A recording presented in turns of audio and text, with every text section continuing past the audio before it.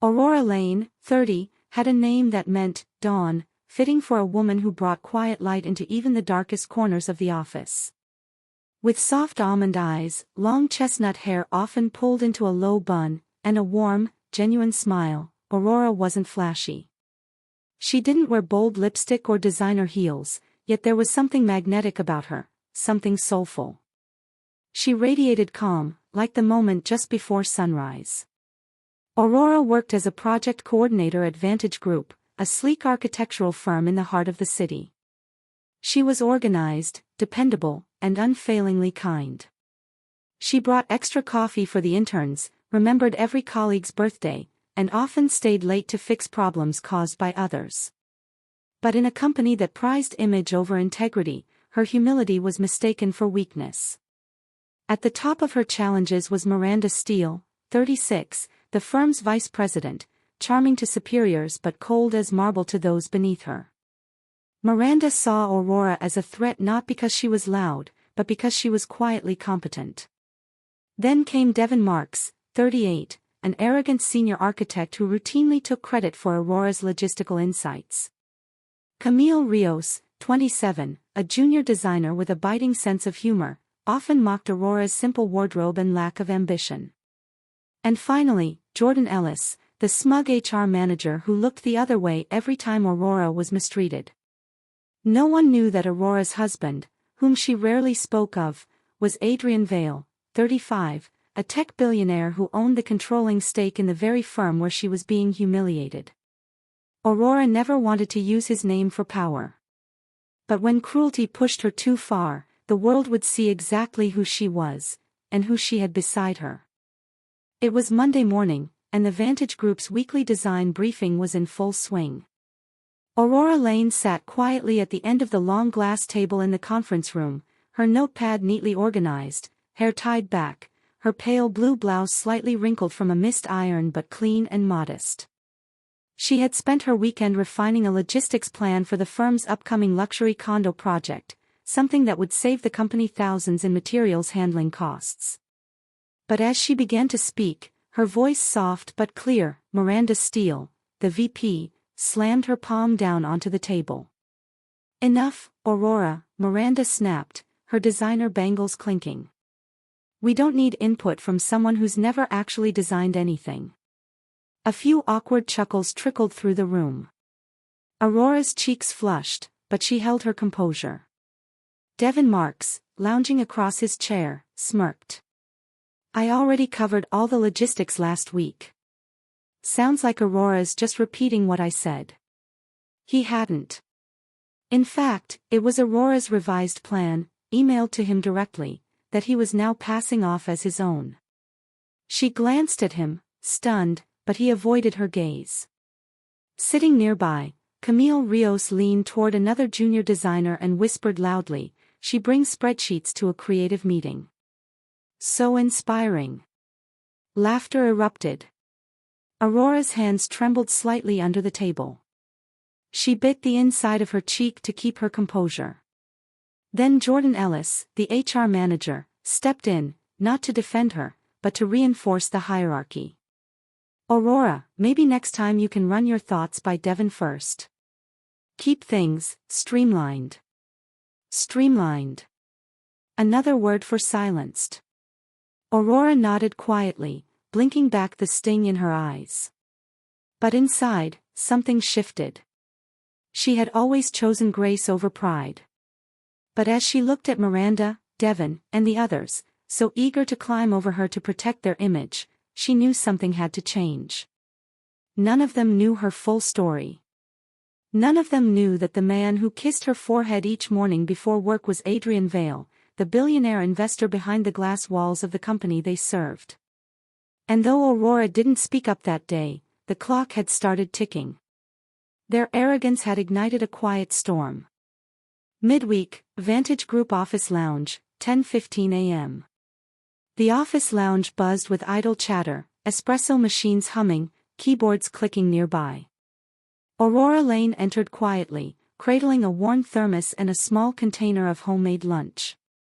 She moved toward the counter to pour herself a cup of coffee, unaware of the setup waiting for her. As she reached for a mug, Camille Rios, pretending to scroll on her phone, stepped back, accidentally, her elbow knocking straight into Aurora's hand. Hot coffee sloshed out of the thermos and splashed down the front of Aurora's blouse, staining the soft blue fabric with deep brown streaks. "Oh my God, I'm so sorry." Camille gasped loudly, eyes wide with faux concern. "You should really watch where you're going." Several nearby co-workers turned. Devin Marks, seated nearby with a latte in one hand and smug satisfaction in the other, chuckled under his breath. "Casual Friday came early, huh?" Aurora clutched the coffee-stained blouse with trembling hands, her cheeks turning crimson. Miranda Steele emerged from the hallway just in time to catch the spectacle. She glanced at Aurora's soaked shirt, lifted one manicured eyebrow, and quipped, "Try to look more presentable, Aurora. We have clients walking through." The room fell silent. No one defended her. Aurora stood there, soaked and humiliated, feeling the sting not from the coffee, but from the judgmental eyes of her peers. She gave a stiff nod and quietly left the room. As she disappeared down the corridor toward the washroom, the whispers resumed. "Does she even own a second outfit?" Camille hissed. "Bet she made that blouse herself," another laughed. But behind Aurora's silence, something powerful was building. For every drop of cruelty, her patience was becoming steel. And soon, the mocking voices wouldn't dare speak her name. The office was unusually quiet when Aurora Lane returned from the break room, her blouse still damp from the morning's accident. But something felt off.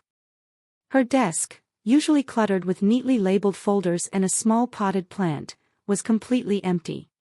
Even the plant was gone. A single white envelope sat in the center of her desk. With trembling hands, she opened it. HR meeting, immediate dismissal. Report to conference room B at once. Her breath caught. Dismissal. She turned, confused, and locked eyes with Jordan Ellis, the HR manager, who stood by the hallway with an unreadable expression. Next to him was Tina Steele, vice president, arms crossed, face smug. "Let's not drag this out," Tina said coolly. "Come with us." Inside the conference room, the lights were too bright. Papers were already spread across the table. Jordan remained silent, a witness to the execution. "Tina. This company has standards, Aurora. You don't fit our image. You dress like a librarian, speak like a teacher, and frankly, you lack the polish we expect in a high-profile firm." Aurora's lips parted, but the shock held her voice hostage. Tina, smirking. "Security will escort you out. You're no longer part of this team." A pause. Then Aurora finally spoke, her voice calm. "Aurora. Are you sure about this decision?" Tina laughed under her breath. "Absolutely," she said. "You're not one of us." Just then, the door to the room burst open. Every head turned. Adrian Vale entered like a storm in a tailored charcoal suit, flanked by two sharply dressed legal aides. His eyes scanned the room, locking instantly on Aurora. Power and fury simmered just beneath the surface of his calm expression. A hush fell over the entire floor, word traveled fast, and employees began to gather near the glass walls outside. Adrian, coolly. "I believe there's been a misunderstanding." Tina. "I'm sorry, this is a private." Adrian, cutting her off. "You must be Tina Steele. I've read about your leadership decisions in the quarterly reports." Tina blinked. Her composure wavered. Adrian, to Aurora. "Are you all right?" Aurora nodded slowly, still stunned. Adrian, to the room. "Effective immediately, Ms. Lane will not only remain employed here, she will assume the newly created role of Chief Operations Advisor, reporting directly to me." Murmurs erupted outside the room. Tina's face drained of color. Adrian continued, voice steely. As the primary shareholder of this firm, I take a personal interest in how employees are treated. Aurora Lane is not only my wife, she's the reason several of this firm's successful projects were delivered on time. I suggest you all reevaluate who you consider unfit. Tina opened her mouth but couldn't speak.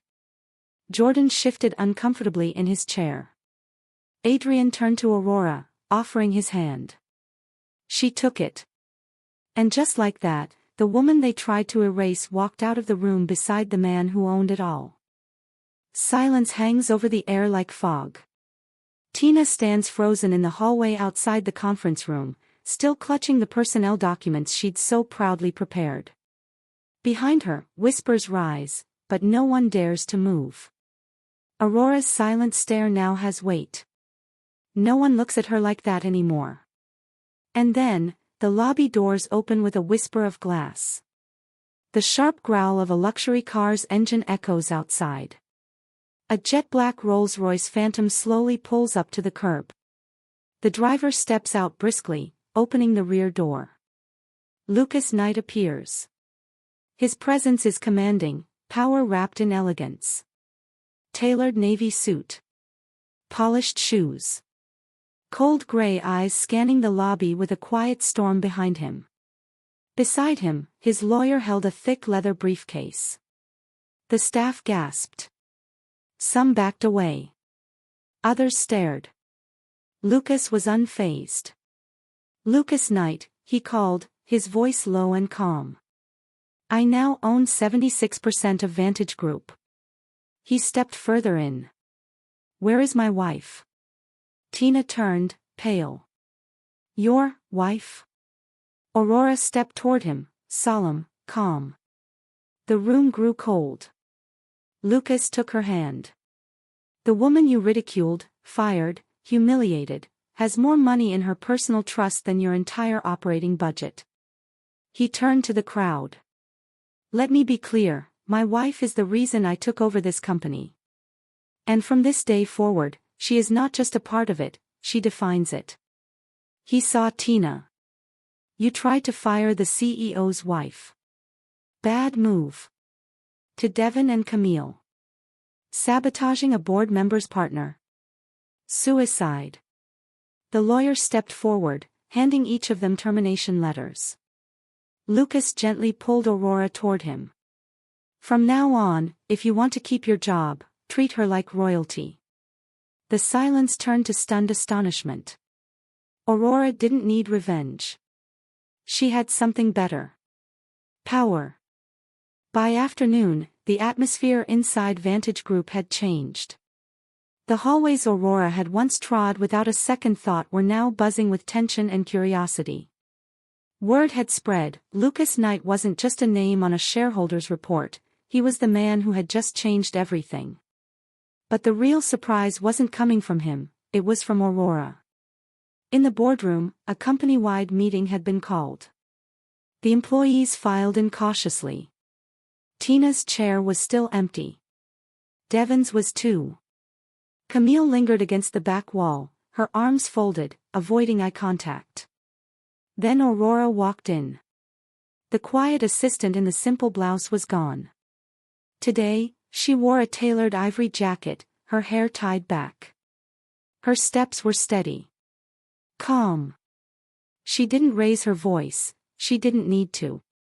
I'm not here to score points, Aurora began, her tone even but firm. I'm here to rebuild something better than what was given to me. A murmur spread. For too long, this company has rewarded arrogance over substance. That ends today. She turned to the screen behind her. With a click, a presentation appeared, clean, crisp, efficient. Strategy. Numbers. Ideas she'd been quietly developing for years, dismissed because of her title. Everyone stared. Stunned. We're restructuring our departments based on contribution, not connections. Promotions will be based on merit. And respect, she paused, looking into the eyes of everyone in the room, will no longer be optional. A junior designer raised her hand. Ms. Lane, are you really the new CEO? Aurora smiled softly. Not CEO. Advisor to the president, she said, glancing at Lucas at the back of the room. But make no mistake. I'll be involved in every decision. And in that moment, everyone understood. The quiet woman they ignored had just become the most powerful person in the building. In one day, the hierarchy in the office was broken. And the woman they bullied? She went in humiliated and came out proud. Since that fateful day, Aurora Lane has become a new icon for Vantage Group, not because she is the wife of a billionaire, but because she has overcome everything with her own personality and her own field. Those who once criticized her proactively apologized, and employees who were once looked down upon found hope in her. Aurora did not pay. She did not need to. Instead, she restructured the work environment, fair, kind, and truly valuable. She created a foundation for those who worked quietly, helping them to be seen and recognized. Lucas was there to support, but Aurora was the real light. She did not change to please anyone, nor did she let the world determine her worth. Don't judge others just because they are quiet or simple. There are people who seem ordinary but possess extraordinary strength, fighting spirit, kindness, and an inner strength that nothing can change. Because true light always begins in darkness.